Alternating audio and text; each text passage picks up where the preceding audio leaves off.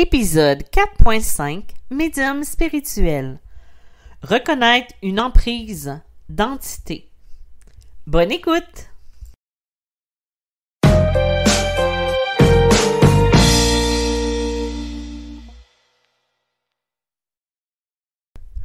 Bonjour, bienvenue dans ce nouvel épisode de Médium spirituel. Mon nom est Isabelle B. Tremblay, je suis auteure, médium, conférencière dans le domaine de la spiritualité et du mieux-être. Bonjour tout le monde, encore un autre sujet que j'aborde aujourd'hui avec vous et je vous en ai parlé dans le dernier podcast, celui sur la boulimie spirituelle. En fait, je voulais vous parler de tout ce qui était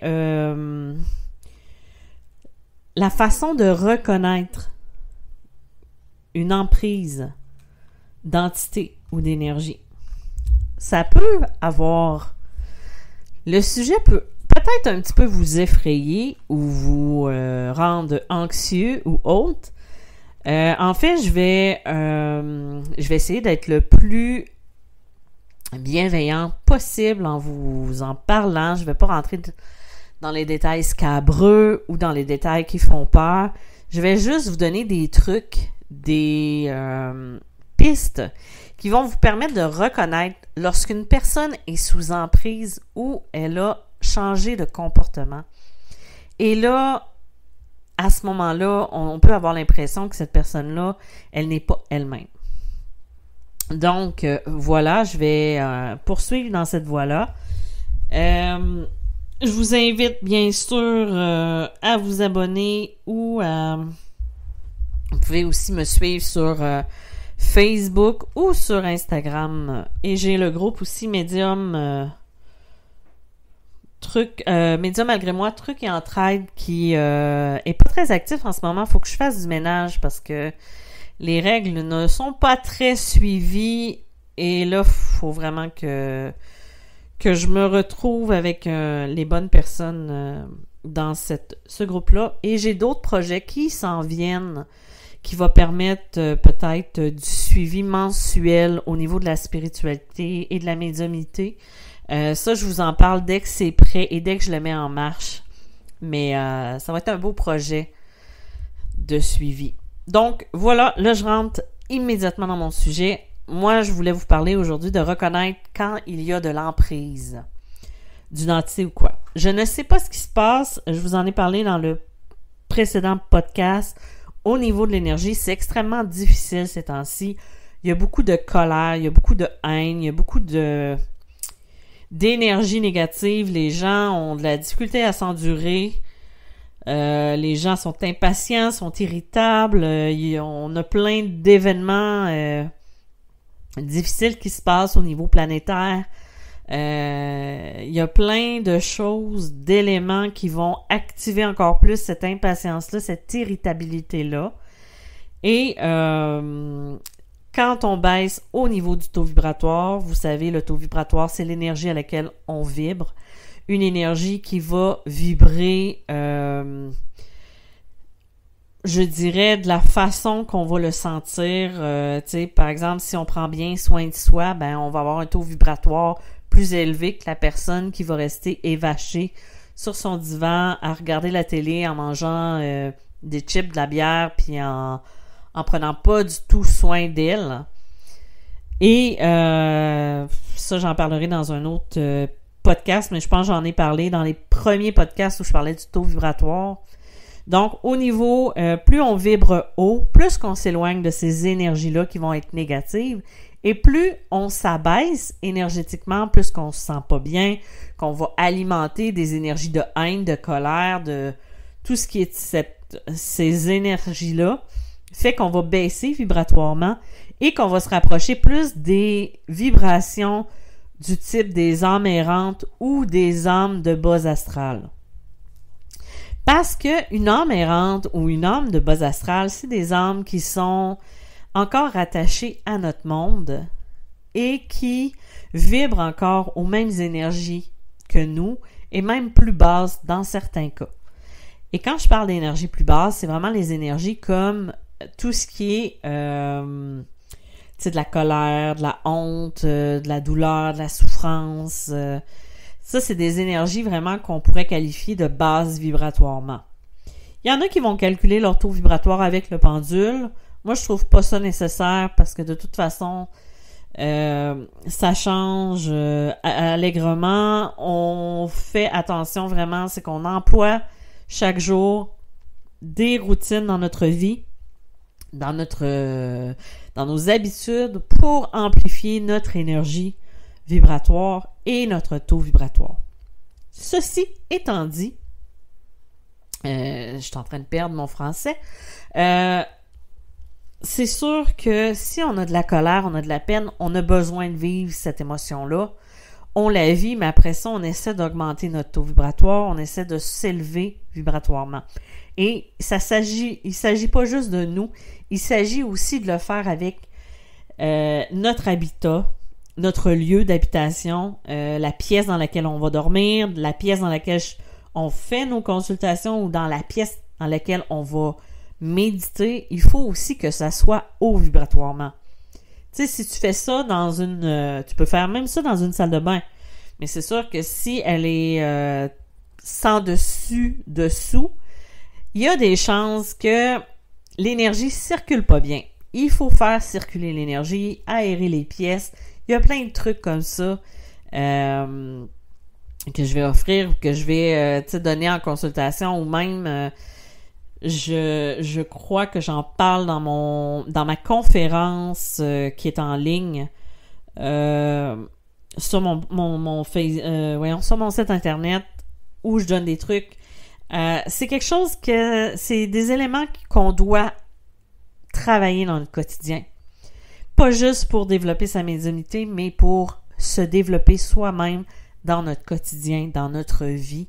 Puis arrêter de dire que ça va pas bien, puis de se mettre en moyen que ça aille mieux, énergétiquement, vibratoirement. C'est un peu la loi de l'attraction. Plus on vibre haut, plus qu'on va attirer des énergies qui sont hautes. Ceci étant dit, je vais revenir avec mes âmes du bas astral. Ça arrive des fois qu'on va avoir des personnes autour de nous qui sont plus sensibles ou qui vivent des moments qui sont plus difficiles.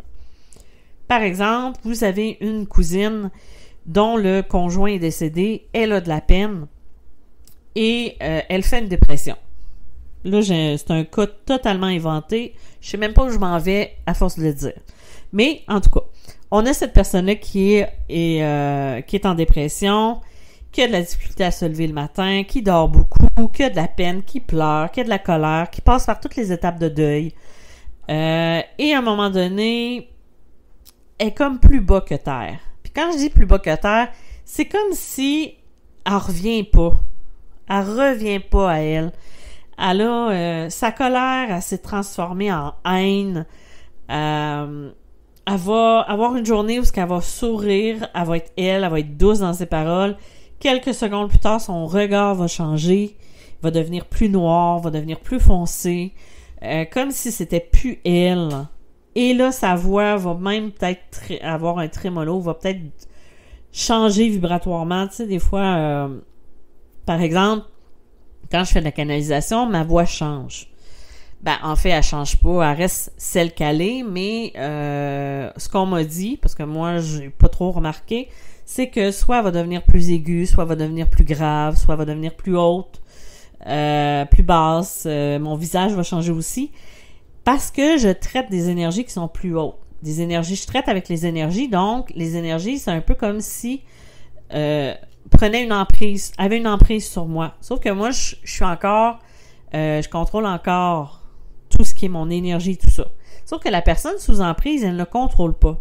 Donc, elle, son visage va changer, les traits de son visage vont bifurquer, son regard va changer, ses pensées vont changer, elle va être plus négative, elle va même des fois avoir des comportements qu'on ne comprend pas, ou par exemple, moi, je sais que c'est arrivé il y a quelques années, je suis avec une cliente et on parle et tout ça, puis je sais qu'elle a des entités dans son énergie, je me suis protégée, patati patata, et cette personne-là, elle a une énergie dans la sienne. Et c'est collé intense. Donc, ce que je fais, moi, c'est que je l'aide, je lui donne des outils pour qu'elle puisse s'en débarrasser, je lui donne même une référence et tout ça. Et là, la personne est super contente parce qu'on en a libéré quelques-unes, mais le problème, c'est que elle est comme rentrée un petit peu dans ma bulle, cette personne-là, et moi, je suis partie avec les entités, avec les énergies, en tout cas pas toutes, mais quelques-unes, ce qui fait que on s'en est tout de suite rendu compte. Quand je dis on, ça exclut pas la personne qui parle, mais il y avait moi puis d'autres personnes qui s'en sont rendues compte tout de suite parce que je suis passée de la fille posée, calme, énergétique, vraiment zen, à une fille hyper irritable, qui avait les nerfs, puis qui était presque en colère et tout ça. Et là, c'est à ce moment-là, je me suis rendu compte, je viens de me ramener de l'ouvrage à la maison. Donc, les entités, même si j'étais protégée, je suis rentrée dans son énergie, il y a eu contact et j'ai ramené ce travail-là. Ça, c'est des choses qui peuvent arriver, puis quand on apprend à se connaître, parce que quand on se développe en médiumnité ou en spiritualité ou quand on fait du développement personnel, on apprend à se connaître, on apprend à connaître notre caractère, pourquoi je suis anxieuse, pourquoi je suis irritée. Et quand on n'a pas de raison puis qu'on se rend compte que c'est pas notre comportement habituel, ben là, on se dit « Wow, il y a quelque chose qui fonctionne pas ». Donc, on fait les changements et tout ça. Donc, reconnaître quand quelqu'un qui est sous emprise, c'est beaucoup des changements au niveau du caractère, au niveau de ses habitudes. Je me rappelle, j'avais quelqu'un qui m'avait dit, c'est une personne qui m'avait dit, j'habite avec mon coloc, depuis quelques jours, on dirait pas du tout la même personne. Et là, elle me dit ça et moi, je suis clairvoyante, donc je vois tout de suite quelque chose qui apparaît dans mon écran mental. Et là, je lui dis, elle me dit, elle dit, buvait pas. Elle dit, là, c'est rendu qu'il va au bar 2-3 fois par semaine. Il boit beaucoup. C'était pas quelqu'un qui était alcoolique. Il est rendu qu'il y a de la colère, puis qu'il y a de la tristesse, puis on sait pas trop pourquoi, puis et tout ça. Et l'énergie, elle était forte. Parce que j'ai vu tout de suite une entité qui était collée dans l'énergie de l'homme. Et je voyais vraiment c'était quelqu'un dans les années 80 qui probablement que il est allé à une fête dans un bar avec des amis et quand il est reparti, probablement que son taux vibratoire était plus bas et il a ramené cette entité-là qui s'est dit en le voyant « Oh! » Voilà mon bar à volonté, mon buffet à volonté. Je vais me nourrir de son énergie. Là, je fais des blagues, là, mais vous voyez un petit peu le concept, c'est que il s'est dit, l'entité est allée vers cette personne-là parce que, d'un, il avait bu, son taux vibratoire était plus bas, peut-être qu'il filait pas ou qu'il était fatigué cette journée-là et qu'il était sensible à l'énergie. Donc, elle s'est dit, je m'accroche à lui et je vais aller chercher l'énergie dont j'ai besoin, moi. Si c'était une personne qui était alcoolique de son vivant, ben elle a besoin de cette énergie-là, de cette sensation-là pour pouvoir continuer. Donc ça peut être un exemple d'emprise et c'est souvent les gens autour qui vont s'en rendre compte en premier, à moins que la personne ait conscience un peu de ce qu'elle est, de ce qu'elle voit, de ce qu'elle va ressentir et de le sentir tout de suite quand on a un changement. Il y a plusieurs mois, je pense que c'est l'année passée, je perds un petit peu la notion du temps depuis 2 ans. J'ai eu un petit problème justement pendant quelques semaines d'entité.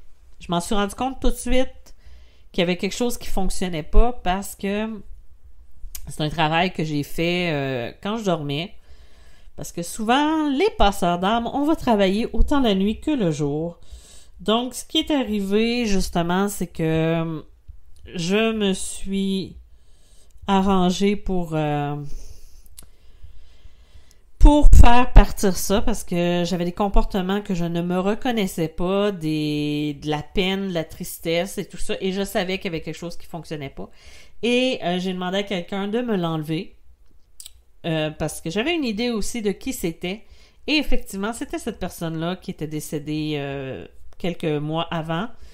Et elle m'a dit, mon amie qui me l'a enlevé, elle m'a dit, c'est comme si ça t'enveloppait comme une couverture. Et c'était exactement comme ça que je me sentais. Parce que je l'ai aidé au niveau de son... au niveau spirituel, hein, ou en tout cas j'ai cru pouvoir l'aider, mais elle s'est accrochée à moi. Et ça, tout ça s'est passé pendant la nuit. C'est pour ça l'importance de protéger son sommeil quand on est passeur d'âme, parce que on travaille beaucoup la nuit, on voyage, même les personnes qui font des voyages astrales ou tout ça, de faire hyper attention, c'est super important. Donc voilà, je vous ai donné des indices, des pistes. Peut-être que ça va résonner en vous. Peut-être que vous allez reconnaître une personne aussi qui a changé de comportement ces temps-ci, puis qu'elle est plus basse vibratoirement. Vibratoirement. Désolée. Moi, j'aime bien manger les mots, en tout cas aujourd'hui. Donc, de faire attention, puis de toujours... quand on voit quelqu'un, justement, qu'on a l'impression qui est irritable, qui a de l'énergie, des entités après elle, ou quoi que ce soit, faut toujours envoyer de l'amour. D'envelopper d'amour, de l'envelopper de lumière. Envoyez juste ça. Puis au pire, référez-le à quelqu'un d'autre. Des fois, ça peut être une personne qui n'est pas croyante, mais que même si tu n'es pas croyante, tu peux être aux prises au piège avec des entités. Fait que c'est des cas qui peuvent arriver. Il y a plein de choses comme ça qui peuvent arriver. Là, je pourrais vous en raconter plein d'histoires parce que ces temps-ci, j'en ai plein. Mais je vais me contenter de ce que je vous ai inventé de fictif pour pas rentrer dans le personnel des gens. Donc, voilà, c'était un peu de cette histoire-là que je voulais vous parler, comment reconnaître une entité, une emprise d'entité. J'espère que ça va vous avoir aiguillé, que ça va vous avoir aidé. Moi, je vous dis à la prochaine et s'il y a quoi que ce soit, vous pouvez m'écrire sur mediummalgrémoi.com ou même pour prendre rendez-vous directement sur mon site internet à la même adresse. Merci d'être là, présent à toutes les semaines et je vous dis à bientôt. Bye bye!